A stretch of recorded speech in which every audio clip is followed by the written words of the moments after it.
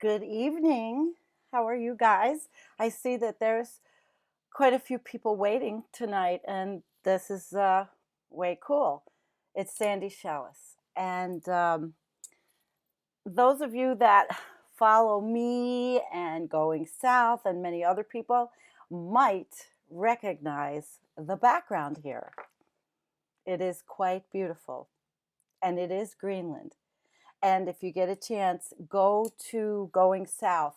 The video that Torstein Vidal made was the most calming, beautiful video last night. And actually, you could use that video to go to sleep when you're stressed out or just listen to the waves the way the video was. But that's the background I chose tonight.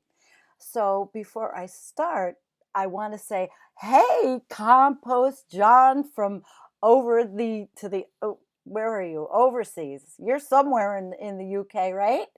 Good evening. And anthropomorphic facil I do this every time. Facts. And Jean, this is really nice to have you, Jean. Thank you so much for coming. We're going to have a good reading tonight. And Human's here too. Hi, Human. How are you? I see Human all over. I see Human all over. And I tell you, it was hard for me tonight because my neck is killing me. But I'm not going to whine, and I really did not want to put on the neck brace. I hate wearing the neck brace to do these things. Okay, so as you all know, one of my favorite writers is Umair Haque, and his writing on eudaimonia on Medium, I just enjoy it. So it makes me happy to be able to narrate his stuff. It just does, and I don't even know if he's aware of the fact that I do. But hi, Chris. But I really like it. So let's get started with this one so we can have some discussion. Okay. It is called How Bad Do Things Need to Get Before They Get Better? That's if they get better, right? That's what we would say. But here we go. Dying. And I say dying because the doctors told me I was. And in many ways, I did. It was the best thing that ever happened to me. Okay, the second best, apart from my partner, who's the one who figured out the sunlight was killing me and nearly saved me. The reader, to the reader, I married her, he says. Pardon my French, but before I spent a year or two dying, I was, to put it kindly, a giant asshole, a man child, to the highest degree. Don't get me wrong, I wasn't Harvey Weinstein levels of horrific. I was just garden variety corporate dirtbag. And don't get me wrong again, I'm no saint now either. It was the second best thing because it kicked my ass. It kicked my ass. It took a hammer to my limited and shrunken consciousness. Death laughed at my tiny, trivial, superficial notions of success and failure, and it whispered to me that the truths of grace, love, courage, and vulnerability were things you and I have all too little time I have to hold, to clutch as close as children hold fathers as mothers hold babies. It took getting worse, in other words, for me to get better. Not just physically, psychologically, deep down in the soul, in the beating heart of me. As a human being, I wouldn't say these days that I became anything close to a functioning human being until I spent a year or two dying.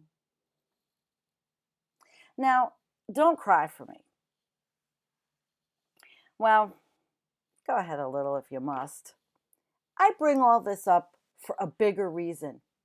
Maybe all that's precisely where we are in the world today. Maybe things are getting worse because things need to get worse. before they can get better? Just like in my case, maybe the world's limited.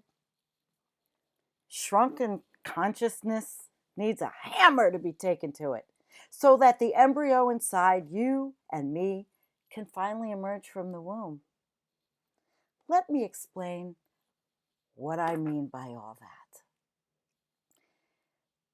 The world this century has 5 big problems: climate change, mass extinction, extremism, inequality, and stagnation. And I got to do something here before I go on. I want to try something. Shrink this. Okay.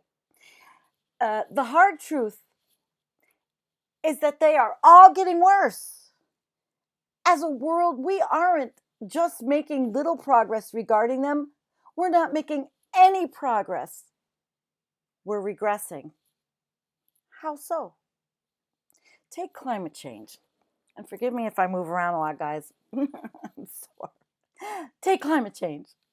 Last year, we hit the highest level of emissions ever, even as climate change's effects began to be felt without the tiniest shred of doubt around the globe.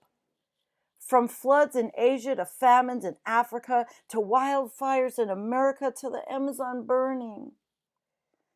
You think a world already beginning to see catastrophic effects of climate being severely transformed would stop transforming it.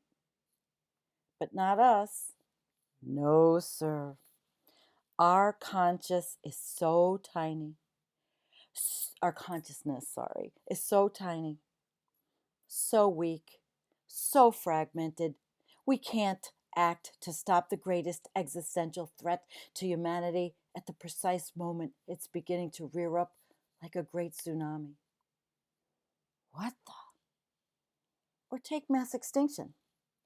We're currently in the midst of deep history, the first anthropogenic mass extinction.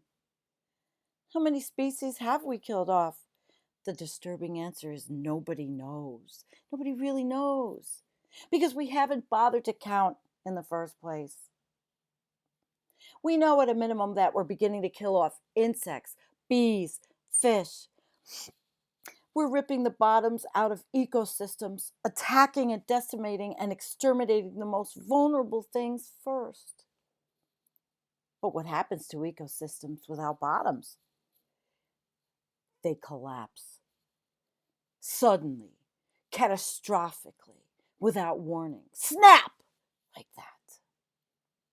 And that's exactly what will happen to our food chains, air, water, soil, and therefore our cities, nations, democracies, and civilization. Yet, there we are, just like when it comes to climate change. Our consciousness is so tiny and so shrunken and so stunted that we don't seem to be able to process the simple truth as societies, much less as a world. So mass extinction just rips on, surging like a terrible riptide. Then there's inequality. Surely that's getting better, right? Wrong.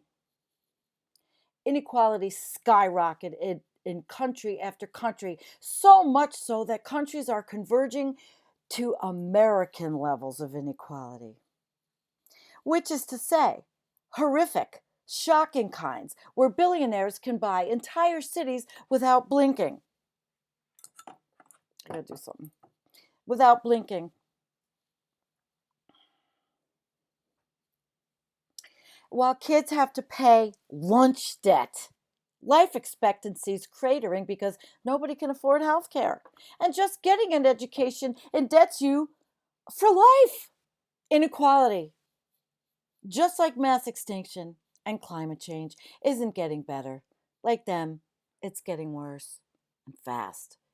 It's skyrocketing like a drone about to bomb a village. What happens when inequality afflicts a society? The result is stagnation. Too much money piles up at the top, but the rich can't spend it fast enough. There aren't enough super yachts and hypercars and designers' penthouses to buy. The result is that a hole gets torn out of the economy. The average person is left without much. The middle class implodes. It becomes the new poor, living lives of desperation, precarity, and stagnation. That's exactly where we are now. Negative interest rates sweeping the world mean that the ultra rich literally have so much parked in the bank accounts, it has nowhere to go. It's just sitting there. Nobody knows what the hell to do with it. Everything that could be bought has been bought. Hence, interest rates are negative, meaning that money has nothing left to do but rot. Oh my gosh. Meanwhile, middle class have imploded in society after society. America, Britain, parts of Europe, and they struggle in India and in China. And then there's stagnation. It means people's human possibility is going up in smoke. It means that a PhD has to drive Ubers to feed her kids. Instead of putting all that knowledge to use, it means that a generation is sitting there trapped in their parents' houses, fake booking away their terror and rage and despair, unable to start families, careers, lives, because there is nothing for them to do. And stagnation, just like climate change, mass extinction, and inequality, is surging too. What happens when societies stagnate? When people's lives go nowhere, the result is that they explode into extremism of many kinds: authoritarianism, theocracy, fascism. You can see these sweeping the globe too, ripping the heart out of society after society. But worse than yesterday, they're combining a strange and in strange new forms. America's collapsed into a toxic cocktail of fascist authoritarianism with overtones of The Handmaid's Tale. Britain's democracy has literally imploded. Then there's Brazil, Turkey, Poland, Austria, not to mention China's techno-fascism and India's neo-tribal casteism. Fascisms of new forms are ripping through the world like a suicide bomb, driving society after society to self-destruct. Think of where America and Britain were 10 years ago versus where they are now. Here we go again. The darkest chapters of history are starting to repeat themselves. We're in a replay of the 1930s, only with algorithms that have become our bosses, flying machine guns called drones. Fake books where we numb our dread, smartphones that keep us dumb. The servants have become the masters. That means the means have become the ends. The tools have become the system. The humans are becoming subhuman. That is what fascism really means after all. So just like climate change and mass extinction, extremism is getting worse, fast, hard, because inequality and stagnation are worsening by the day, the hour, and the second. So let me ask you again, how much worse do you think things have to get before they get better? Funnily enough, an instructive example might be America. There, Elizabeth Warren is offering society what it desperately needs: a New Deal, even if it's not called that, though it should be. She is effectively offering Americans freedom from the systems and institutions that have failed them. She is offering real solutions, plans, as she says, to the 5 big problems of inequality, climate change, mass extinction, stagnation, and extremism. But will Americans be smart enough to choose her? Will they follow her? Hey, that's an open question. I have my doubts. They should. But America's consciousness is deeply damaged, wounded, shrunken. It's a stunted thing. It's withered and corroded. Centuries of slavery and supremacy and hate, followed by a century of bombing more than half the world, followed by decades of mega capitalism, have left Americans largely incapable of thinking about anything: the world, themselves, their kids, their futures, life, and the planet and democracy. You can say that's just my opinion, but what other kinds of rich people vote over and over again to exploit, deny, damage, and hurt one another? Only people with a badly eroded consciousness, no sense of empathy, trust, community, purpose, compassion, or grace would do that. And that's what I mean when I say the world's consciousness has to expand. The only way that we solve global problems is when we have a global consciousness. That doesn't mean some sci-fi brain connection, mind meld between 7 billion people. Wait, does it? It just means a world where people consider every other life their equal, with inalienable rights and freedoms and dignity. Americans won't even get that. They won't even give that to one another. So how can they ever give it to the world? And in that example, you probably see my point. We are not nearly at the point of the consciousness we need yet to solve the great problems of the 21st century. Climate change, mass extinction, extremism, and so on are global problems. Existential problems and soul problems.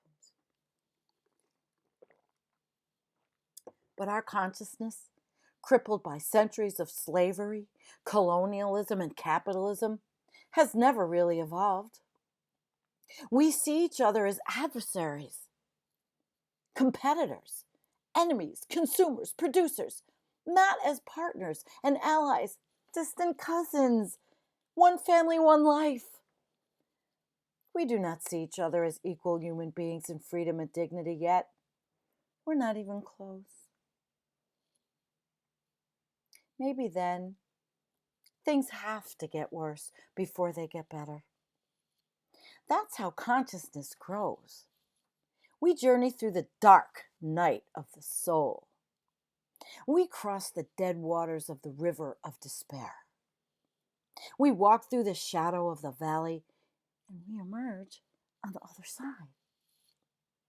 In the light, upon the shore, walking the path once again. What do we see when we look behind us? Do we see darkness, despair, and blindness? No, my friends, we see a struggle, terrible and beautiful, to exist. We see love, truth, grace, beauty, hope, all kicking and screaming to be born. We once saw just darkness. Now we see a womb. Where once we felt as if we were drowning, now we see the waters of life. And where we once felt trapped, like no way out, now we know all that time we were being held close by the mother, like a child, and the father. Time and love, dust and grace, soil and rain, courage and vulnerability, all coming together in that place of darkness and water and holding. That place feels like an ocean, a midnight, a valley, to the walker, the wanderer, the lost one. It's a womb in which the embryo is becoming the child becoming the adult, and the adult becoming the embryo again. That is one of the great secrets of life that death taught me. Life's heart beats this way. The dark night of soul, so full of suffering and sorrow, is really the womb in which a greater consciousness is being forged, made, and born. We are an embryo, my friends. Us, you and I. Our consciousness. Our way of being, living, seeing, knowing. We are barely here yet in this wide world, this oasis on a tiny speck of dust in the vast and endless nothing. We don't yet know it's all the time we have. So perhaps this is our time in the womb. For the child to be born, the darkness is nourishment too. That was great. Man, I love that guy's writing. I just feel like every time I read a piece of his, it's just, I don't know. And then, of course, I would love to be that person, that could sit and write and put all of these things down. But you have to have focus. And focus is something that's difficult for a lot of us. So this has been pretty cool. I think there's a lot of you here. Let's see who's with us. Hi, Copy Cooner. Cooney. Sandie. I'm a true warrior princess poet. I didn't write it. But you know something? I really do wish I had the attention span to sit and write like that. I used to before I suffered from chronic pain like 24/7. And that's something, it's messed up, but I'm not going to whine. So Andrew said he loves it. It's uplifting. All of this guy's stuff is amazing. He's really good. Let's see. What is going on with all of you guys? You're having a lot of conversations in there. Let's see, I've been on for how long? 22 minutes? A lot of conversations. I'm not, I am so behind on that. Did you like this? I'm dying.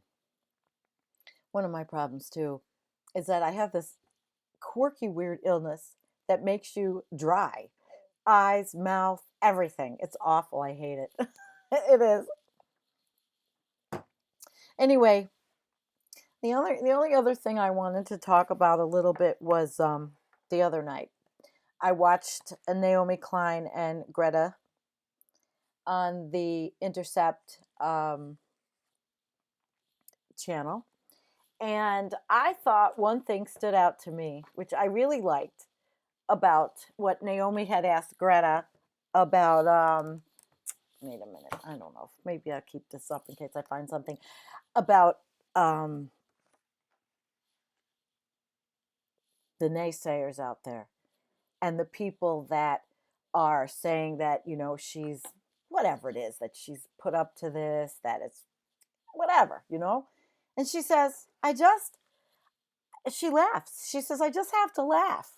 And she looks at all of it as, my God, what an old soul, because she just says, hell with it. There's always going to be the naysayers, but she's not going to veer from her course. And I thought she was great. And Naomi was great in her questioning. And I thought, well, you know what? The kids need this. They need this. We left them a shit show. But I thought Greta was really big, and if she's not going to let that get to her, because a lot of people are not strong enough to take the criticism that is heaped out online every day to everyone. That's what I wanted to say about that. I thought it was cool. I liked watching it. I felt a little inspired.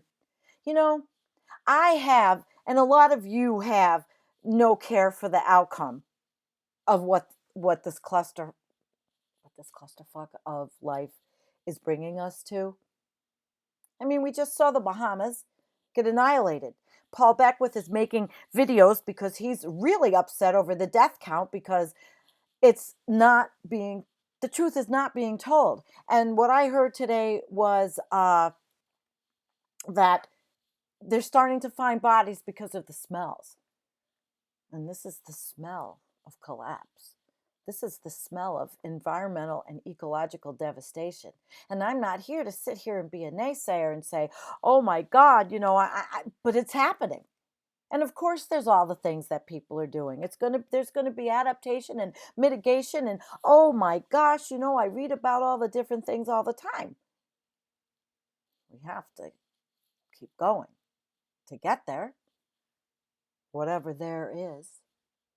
But those kids, they sure have it worse. Jean, you had to leave? Oh, she's back. I was glad she followed me. And oh boy, I see Chris is in a really loving mood. Chris, you know what? Aw. And I see you, Darlene. I see you. We love Osama number 5. One of the best people. Hey, sorry I'm in this mood tonight. I have this like nervous flick of my hair. Oh, it's one of those things. I think it's anxiety. I have a lot of things coming up that I have to take care of. And boy, when you feel crappy, it's hard. Let's see. That's it, Sandie. This is Greg, copy Cooney. We've known each other online a long time. I know him. I know who he is, and he knows it. You fight because you fight, not because you worry about a win. To worry about that, you already lost. Exactly. Exactly. You can't think of the outcome. But like even a local pipeline, you fight. You fight it. You don't want it in your backyard. The activists around here are fighting it. Definitely fighting it. Hi, human.